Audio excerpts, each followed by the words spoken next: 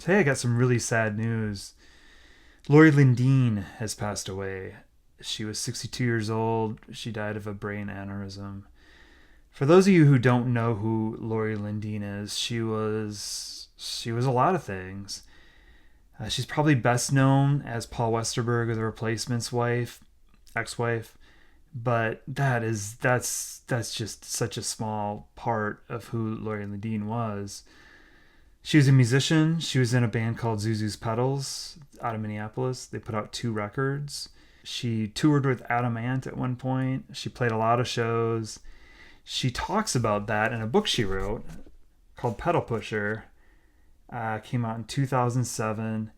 Excellent, excellent book. Even if you don't have much interest in Zuzu's Pedals, or you, I don't, if you're just looking for a good story, a funny story about growing up with this obsession over music and like so many bands just wanting to do it, so many punk bands without really even having that much musical ability. I mean, they just decided she had multiple sclerosis, and she decided when she got a little healthier to just move to Minneapolis and form a band. And she recruited a friend of hers to join her, and that became Zuzu's Pedals. She wrote about it all in this book, which is, like I said, just is fantastic. I should really read it again. It's been a number of years. I mean, I think I read it right around the time I had her for a creative writing instructor. She continued to write some columns. I'll link to some of them below. She's got a great story about taking her son to college, and yes, it involves Westerberg, and it's really funny. She had a lot of humor, and just about everything she did. I was always hoping there'd be a follow up to this book, that she would have some big project again, because she was very, very talented. But yeah, she passed away of a brain aneurysm a couple days ago, I guess. And it's pretty shocking because she was so incredibly full of life. She was one of those people that just smiled all the time, had a big smile on her face, laughed all the time, encouraged other people, supported people on so many different levels. Not only was she a great teacher to people of multiple ages and skill levels, everything from, I think, high school students, and coaching kids on how to, an essay portion of the SAT, to teaching continuing education. The creative writing class I took was memoir writing. It's where I met my friend Joe, who I'm still really good friends with. He's Joe Fahey. February on Ice is the shirt I have on right now. He's the one that informed me that she passed away.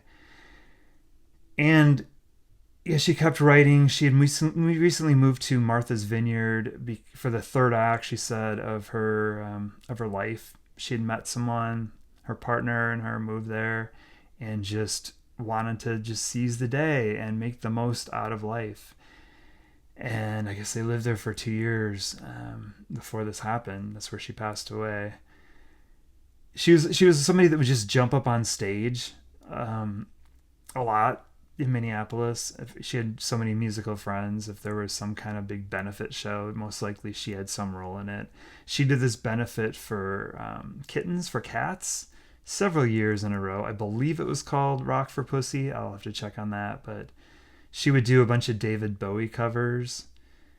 She taught me creative writing, but she taught me a creative writing class. She taught me how to be more positive, and what a memoir, more positive in my writing, and I shouldn't say positive, more confident, and also what a memoir entailed. But she also taught me through observations that she had of her husband's working methods, who, of course, I was a replacements freak, and I remember Joe and I in class were just like dying to ask her questions about the replacements, but also or Paul, but not really wanting to go there. She's brilliant. She's brilliant on her own level. But we did have a chance once. We were all hanging out, and one of the things that I learned from her was Paul's work ethic. She told us that every day he would go down to the basement and work on music like it was a full-time job from like 9 to 5, take a little lunch break, come up at 5 p.m. and it was work day was done. And he was always working on music, and that really impressed me. That somebody is, it's not just capturing magic, it's a dedication to the craft. Now, of course, she also shared, or I think, or maybe I just read somewhere, that he tended to record over, stuff he had because he wasn't buying new tapes, and that's a whole nother story. But that impressed me. Something she shared. The other thing that she shared also was that they had an agreement with the two of them that nothing was off limits. They were creative people. They could write about whatever they wanted, and they didn't have to worry about the other person's approval or the other person getting offended. That they had permission to do what they needed to do in their creative life. And one other thing too. I mean, Laurie was a person of great principle. She was thrown book offers to have a tell-all about her relationship with Paul. In fact, I think she told us she had to battle with a publisher of Pedal Pusher to not make it more about Paul and their relationship and kind of dish some stories, and she just refused to do that. I'm sure she could have cashed in by doing that and written a second book, if not making this one more about that as well. But she didn't want to do that. She wanted to be known for what she does, which, like I said, she was a very, very talented writer, very talented teacher, great musician, funny person.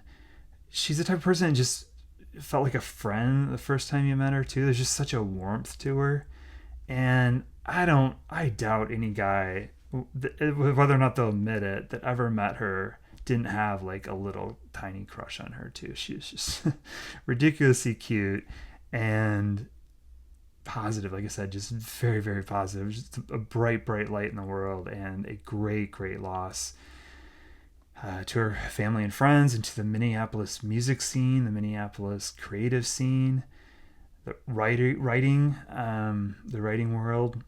Yeah, it's kind of hard to process, even though I haven't seen her for a long time. I would follow her on Facebook. I'd see her photos. Sometimes she would reach out to me, usually about a workshop she was doing, which I always want to go to. But moving to the West Coast and hearing about something that was in, I think, Michigan was kind of hard for me to do. But yeah, I don't know. It's very hard to process. But if you want to read a really good book, you can't go wrong with Pedal Pusher. It is a fantastic book. And I heard recently, and hilarious, and I did hear recently that she got the rights back, so I think there might be an edition coming out. A new edition if it's not available. But if you're looking for some 4th of July reading, or reading anytime, Pedal Pusher, Laurie Lindeen. Her 2 albums by Zuzu's Pedals are on streaming. She wrote she released an EP. I couldn't find that one online. I don't know if these are, I kind of doubt they're still in print out there, but they might be. And then, of course, she's got several articles she wrote, and the book I just showed you. But anyway, cherish people in your life. Remember those great teachers, and those forces of light. She certainly was one. Thanks, everyone.